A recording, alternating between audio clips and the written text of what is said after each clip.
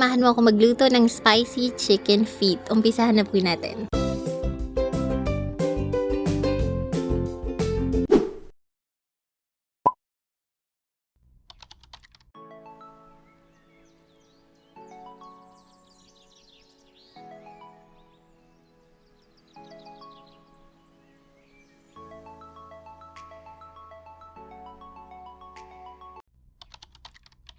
Buksan ang kalan, set ito sa medium fire at maglagay po tayo ng katamtamang dami ng cooking oil. Olive oil po yung gamit natin dito, pero kahit hindi olive oil ay pwede po. Kapag mainit na itong ating olive oil or cooking oil, isutay na po natin ang bawang.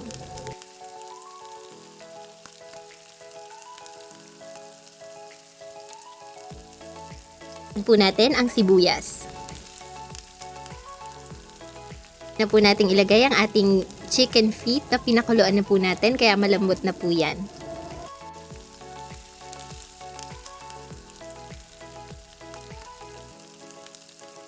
Nating ilagay ang ating soy sauce, pampalasa.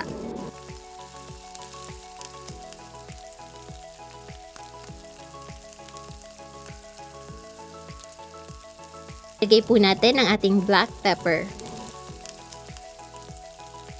Huwag po natin kalimutang haluin para ma-mix well at syempre lagyan na natin ang ating chicken broth cube. Pati na rin ang ating vinegar or suka. Takpan po natin saglit tapos syempre bubuksan din natin agad para haluing maigi.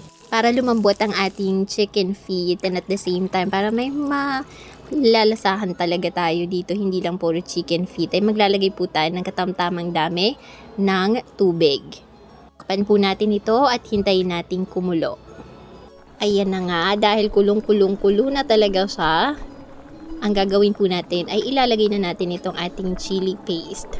Optional lang po ito para ito sa mga mahilig sa maanghang, pero I suggest na may chili paste talaga ang ating chicken feet dahil makadadagdag ito ng flavor and at the same time mas masarap kapag may konting sipa.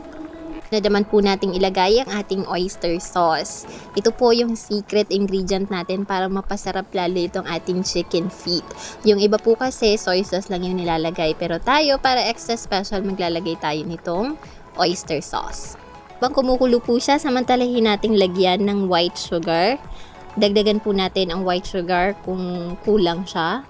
Ito po ay makakapag-even out sa nilagay nating medyo maalat na ingredients kanina, yung soy sauce. Tapos wag po natin itong kalimutang haluin, okay?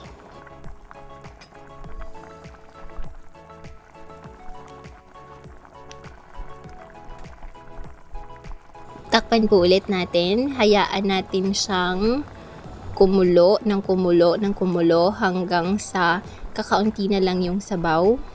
Para malasang malasa or nanuot talaga sa chicken feet natin yung lasa ng mga ingredients na nilagay natin dito. So, maglagay po tayo ng asin, final touch. And then mix well.